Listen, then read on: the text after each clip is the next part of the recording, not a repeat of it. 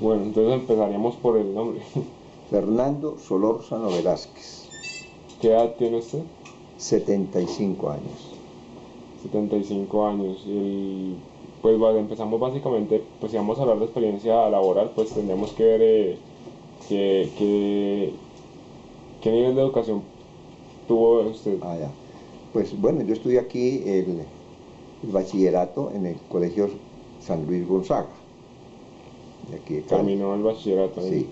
Sí. Y seguí para la Escuela Naval, donde fui oficial naval en el año 59. Después de 5 años de Escuela Naval, oficial naval. Y llegué a oficial a teniente de fragata y me retiré. Estuve de instructor más que todo en la Escuela Naval y instructor fui combatiente en los Llanos Orientales cuando la Armada estuvo allá. Ahora creo que van a izar de nuevo. Pero había la Fuerza Naval del Oriente, había una guerrilla en los llanos, como siempre todavía ha habido guerrilla, y me tocó a mí allá ser combatiente. Y en Buenaventura también me tocó ser comandante de un pequeño buque allí en la flota del Pacífico. Después me retiré y estudié en la Universidad del Valle Administración de Empresas y hice el magíster en Administración de Empresas. Después de haber trabajado en la Armada. la Armada. Sí, claro. Ya, Y tuve una beca, pues decir, por medio de ICETES saqué una beca y un préstamo adicional que me hizo el banco y pude hacer el magíster. Una vez que hice el magíster, entonces entré a trabajar en unos proyectos que se llamó PIMUR, aquí en el Valle, Proyecto de Integrado de Mercadeo Urbano y Rural. Ese proyecto era financiado por el municipio de Cali, la Universidad del Valle y la Universidad de Michigan State. En eso fue jefe del sector industrial. Me tocaba a mí investigar todo el sistema industrial, todo el sistema del Valle del Cauca y de a dónde provenían todas las ventas que habían aquí. Ese proyecto mostraba cómo se podía manejar el asunto del mercadeo del Valle del Cauca. Mercadeo para poder hacer una plaza, acabar con las galerías y hacer una plaza mayoritaria y minoritaria de víveres. Había una hipótesis que si al campesino se le pagaba mejor el producto, entonces íbamos a redundar en beneficio, no solamente para el campesino, sino para la gente que lo compraba, porque había una especulación de los productos. Esa fue la principal. Entonces, de ese estudio, después de año y medio, vino Cabasa. Y después de Cabasa, la Central de Abastos de Bogotá, con ese mismo sistema de estudio. ¿Cuánto tiempo fue? Eso fue en el año 70, 73. Bastante. Sí. Desde ahí está Cabasa ya, aunque ese no era el proyecto real. Después de estar en el PIMUR, entonces pasé al DANE como director regional del DANE para Valle, Cauca y Nariño. Me tocaron los censos agropecuarios, censos de población, censos de industria, ¿no? Y mejorar el DANE porque antes era estadística nacional, entonces hizo una cosa más grande. Después del DANE, entonces pasé a la Aeronáutica Civil como director administrativo de la Aeronáutica Civil a nivel nacional. O sea que todos los proyectos administrativos los manejaba yo. Y ahí estuve un tiempo, hicimos una buena labor y salí a la empresa privada, a la gerencia de Targa. Targa era una empresa productora de claveles de exportación en Bogotá, grande, y seguramente la segunda más grande que había en ese momento en Colombia. Tenía más o menos unos 1000, entre hombres y mujeres había 1000 laborando en la empresa. 1000 hombres laborando. Bastante gente. Se exportaba bastante, se exportaba claveles y pompones. Sí, eso es grande empresa. De allí me retiré de Targa S.A. y me fui a trabajar con los bananeros, con la Unión de Bananeros en Urabá. primero como jefe de recursos humanos y después como jefe administrativo local. Ahí estuvimos casi 3 años y medio, ¿no? En Urabá, una situación bastante difícil para esa zona. Sí, sí, Pero aprendí, así salí de las flores y aprendí del banano. Salí de manejar directamente 1000 personas a manejar una empresa que acopiaba, tenía su personal, pero más que todo recibía el banano de sus socios para exportarlo. Esa es la Unión de Bananeros, Uniban. De la Unión de Bananeros ya la cosa se puso seria, entonces me regresé para acá, para Cali. Se puso caliente. Para Tierra Caliente, otra vez acá a Cali. Y aquí estuvimos en una empresa que hacía como es de autos, un seguro para automóvil, ¿no? Pero el seguro de más que todo cuando tú te varas en el automóvil para que te vayan a recoger y sacar de problemas y todo eso. Una pequeña empresa, pero bueno, muy buena, ¿no? Y tuvimos también un almacencito de venta de películas. En ese tiempo se alquilaban las películas en... ¿VH? VH o en No, de todo, ¿no? casi todavía. En beta. En beta. Cuando comenzó a beta y se duplicaban las películas y se alquilaban, la gente veía películas alquiladas. Sí, pues. Sí. Y ahí ya entonces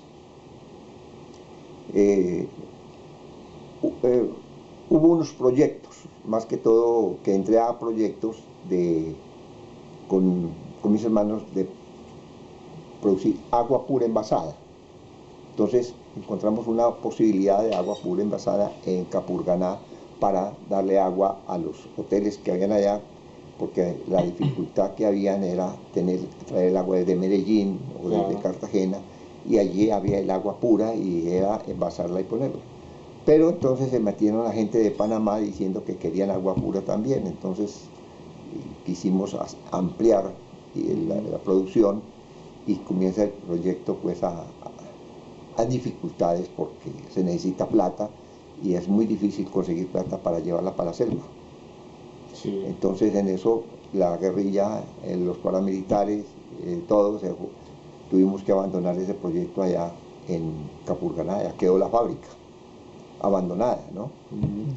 Entonces aquí en Cali otros compañeros, otros amigos tenían también el mismo proyecto, pero para sacar el agua por Buenaventura, y hemos estado en ese proyecto desde hace varios años de vender agua envasada para el exterior, no para acá, porque aquí ya es más que suficiente, ya sabemos las fábricas que hay, y competir con esas fábricas que son inmensamente grandes, pues no es bueno, ¿no? Y un producto nuevo, pues no da la garantía, tiene que ser una cosa extraordinaria, pero no para Colombia, sino para el exterior. Y hemos estado en ese proyecto desde hace tiempo. Todavía está. Sí, hay que hacer una inversión bastante grande y el país tiene muchos altibajos en la política del país, y entonces muchos inversionistas les da miedo invertir aquí en Colombia. En Colombia no hay el inversionista de esa calidad para el exterior. Le gusta más que todo invertir aquí para vender aquí. Sí. No somos casi para el exterior. Ajá, no piensan en exportar. Entonces siempre he tenido un background de trabajo en una y en otra parte, en la parte... Sí, no ha tenido puesto fijo de trabajo, sino que ha... Sí, primero en la parte gobierno, un buen tiempo, como te digo, y después en la empresa privada, y después de mucho tiempo ya querer hacer por nuestra propia cuenta esos proyectos que realmente se necesita un respaldo económico muy fuerte para hacer un proyecto pequeño. Ya no, un proyecto pequeño se ahoga, se necesita comenzar desde muy joven, ¿no? Y ir acumulando a través de los años y hacer una empresa.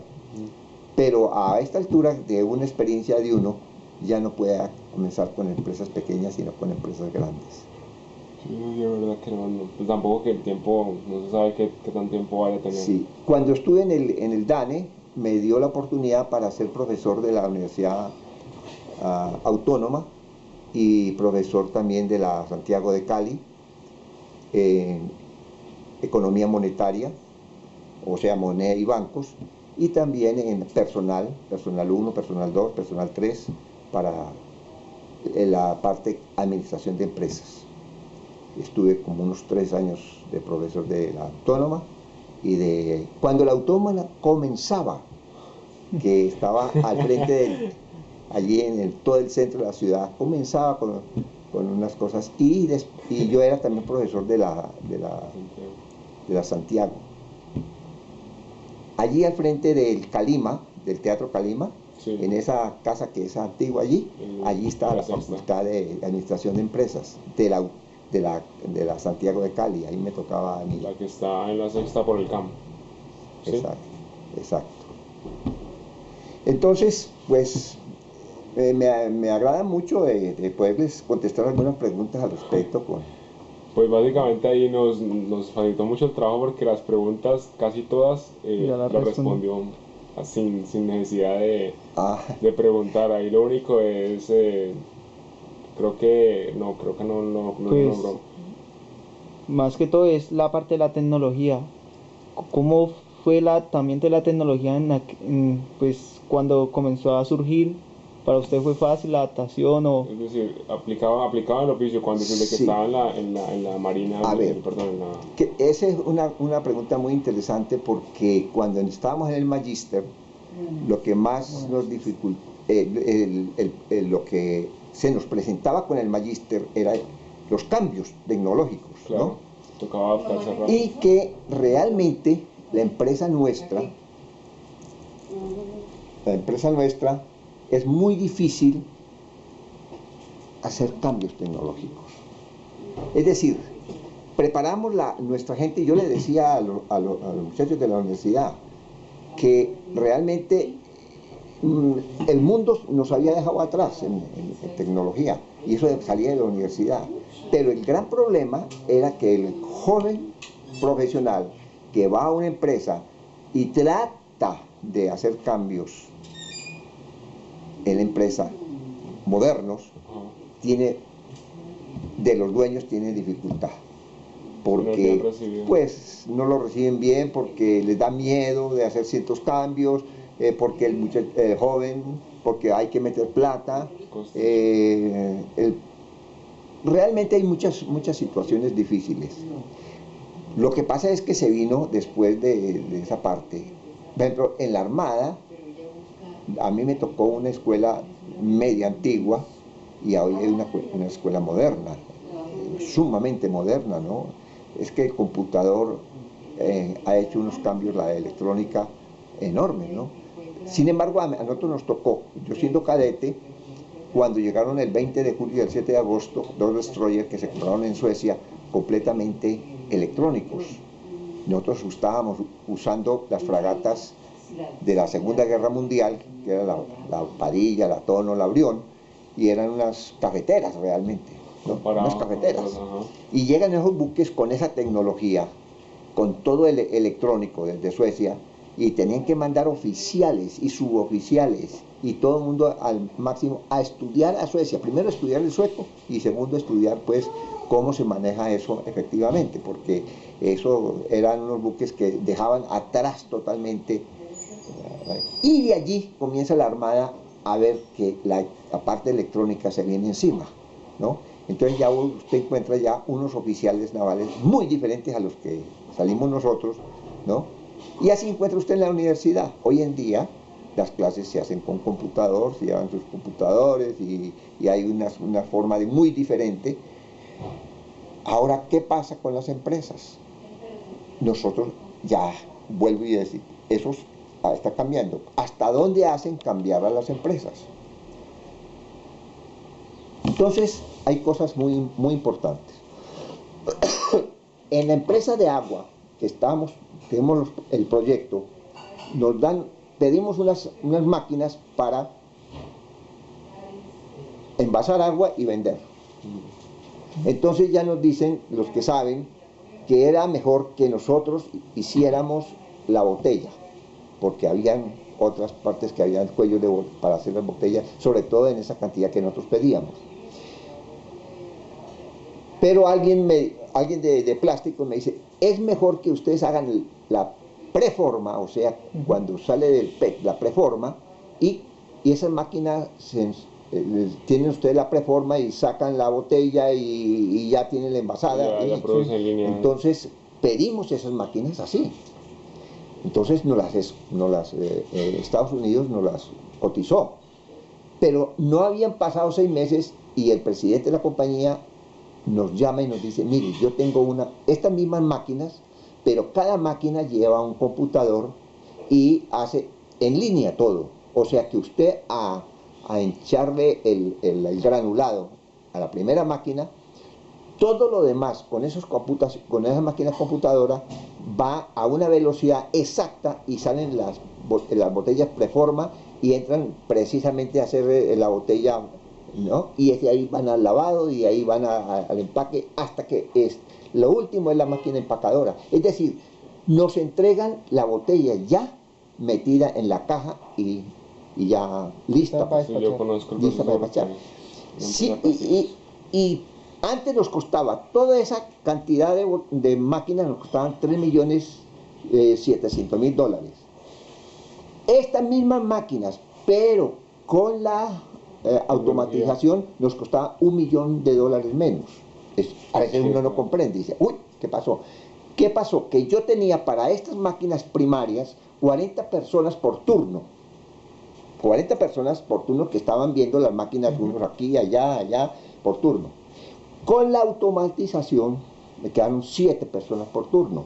Entonces, ustedes se van a enfrentar a esa situación en el futuro. Muy bueno, magnífico es que pongamos tecnología de punta. ¿A qué precio? Claro, tanta gente. Yo iba a meter 40 personas por turno y eran 3 turnos, eran 120 personas. Entonces, para mí, el gobierno a mí me abre las puertas porque le voy a dar a 120 personas empleo, a menos y más las auxiliares. Pero si ya me mete una maquinaria menos costosa, la misma maquinaria, pero automatizada, y me ponen 7 personas por turno, entonces uno dice, ay, Dios mío, ¿qué pasa? ¿Qué nos va a pasar en el futuro, no? Claro. Entonces, creo que en muchas situaciones eso se presenta. Y se ha presentado, y usted ve la industria textil. A mente que hay otras cositas, pero la industria textil, ya está muy nos quedamos quietos con las máquinas produciendo, y en otras partes se fueron aumentando la tecnología, y sucede que cuando estas máquinas comenzaron a meter la tecnología moderna, que tuvieron que acabar con las máquinas anteriores, entonces nos pusieron ventaja económica. Y Coltejer, y usted ve fabricado en dificultades enormes. Gente que tiene 3.000, 4.000 o 5.000 personas. Claro. Entonces, y no podemos cerrarnos a los cambios y a la tecnología. Es como decirle que ustedes no crecieran. Es como decir que yo no me tengo que envejecer y tengo que darle el campo a otros, ¿no? Entonces, hay una pregunta fuerte, y es que a ustedes, no a mí ya no, la producción en Colombia era para vendernos a nosotros mismos, para evitar la importación de productos. Se hicieron la industria colombiana, ese fue. Pero no se pensó en exportar, porque exportábamos café, exportábamos cueros, exportábamos madera, exportábamos petróleo, exportábamos carbón, pero el resto de la industria que hicimos aquí en Colombia fue para sustituir importaciones. Y esas personas de mediana, pequeña y todo eso, no tenían ni la capacidad para mejorar máquinas de punta, porque el mercado que tenían era muy limitado. Sí. Se nos vino la parte moderna, y ahora es mucha la dificultad que hay, porque tenemos que competir con gente que hace. De otras partes.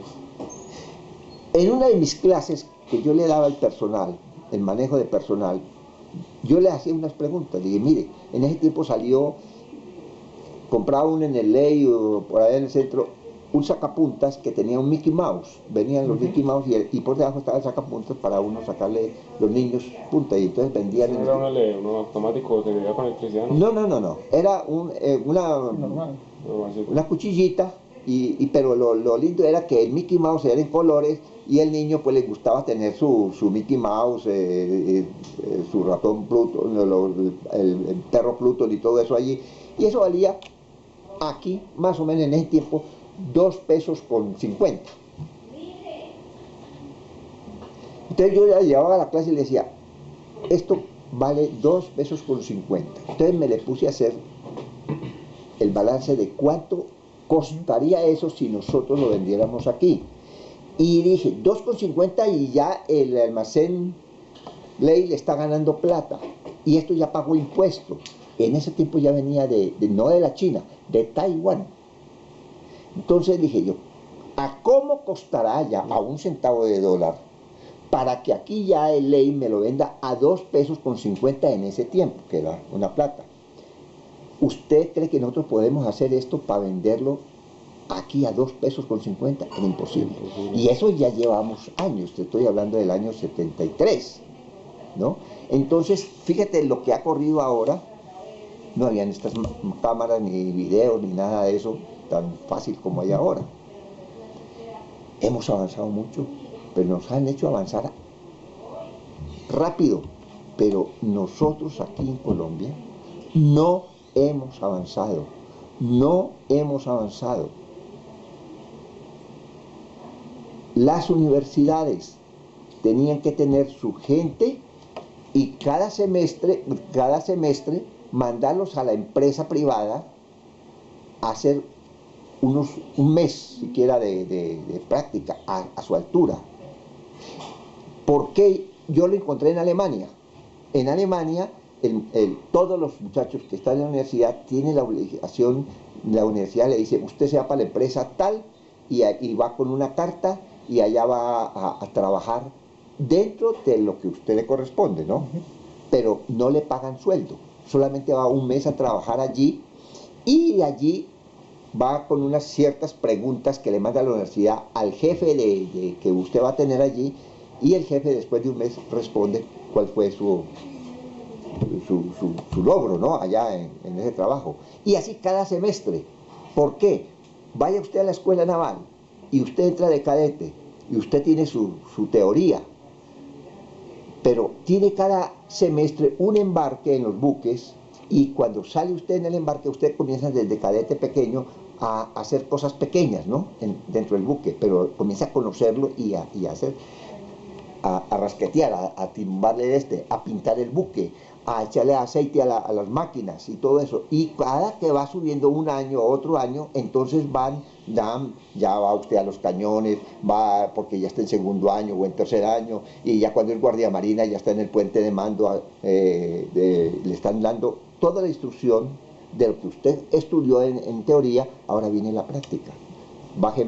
Póngame la posición del buque, cómo se hacen las cosas, cuáles las señales y todo eso. Eso tienen que hacer las universidades en Colombia para llevar, y lo hacen en muchas partes del mundo. El universitario tiene que salir a hacer práctica de lo que ha estudiado ese semestre, a esa altura, y va a la empresa, a la industria, y allá se topa con eso, se mete las manos a la guamasa, como se dice. Pero no todos 5 años en una universidad y después ¡tan! La industria privada. Sí. No, yo no creo que no estamos bien. No tenemos las posibilidades, entonces tenemos que aguantarnos, pues, No, andar a pie. Usted no, ya a nosotros nos toca. Andar a pie. Entonces, pensamos para Colombia, queremos competir, queremos hacer las cosas bien, queremos salir adelante. Mire con mi experiencia, llevo 15 años tratando de encontrar unos inversionistas con un proyecto de agua hermoso, el mejor del mundo. Vender agua es lo mejor, mejor que la coca. Gana más usted vendiendo agua que vendiendo coca. No tiene que estar escondiéndose, no tiene que estar pagándole a nadie, no se le daña el agua nunca, ¿no? Claro. Y la necesitan en todas partes del mundo. Yo Está tengo bien pedidos escasa ya.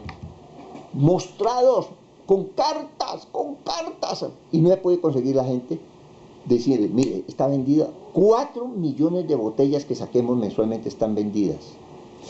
No solamente para Estados Unidos, no solamente para Panamá, para España y para Dubái. Entonces te dice uno, ¿cómo si yo le presento a usted este proyecto con cartas firmadas para que usted pueda llamar a esas personas? ¿Cómo no se consigue esa plata? Hay entonces otro punto, no porque el negocio sea malo, sino porque hay que ver, los tipos dicen, ¿qué vas a meter la plata en Colombia si eso está lleno de guerrillas? Claro. Si eso está, cambia el gobierno y cambia la parte jurídica y entonces ya te ponen, te quitan a estilo Venezuela, ¿no? Exprópiese, con un solo plumazo, exprópiese. Entonces, esa es la parte difícil que estoy yo viendo para la industria y para manejar. El manejo del personal es una de las cosas importantes. El manejo del personal. Yo creo que se nos va a acabar el tiempo de la cámara, sería queda todo, como ¿no? un minuto. Sí, yo creo que nos respondió todas las preguntas sin ningún problema. Ahí lo único es, la última pregunta que creo que no abarcamos fue la de pensión. ¿Está usted pensionado de ese oficio? Llevo más de 8 años peleando la pensión. Y no la ha podido reclamar. Pues la última creo que ya la hicimos, ¿no? Pues si se autoriza la grabación del video, ¿no? Ah, sí, claro. Sin problema. Vale. No, yo creo que no es No es no es nada nada más. más. Gracias. Muchísimas gracias por la ¿Alguna atención. otra pregunta que de eso que se les vienen a ustedes encima? No, yo no, creo que señor. Gracias. ¿Ustedes están estudiando qué? Ingeniería industrial. Ingeniería industrial.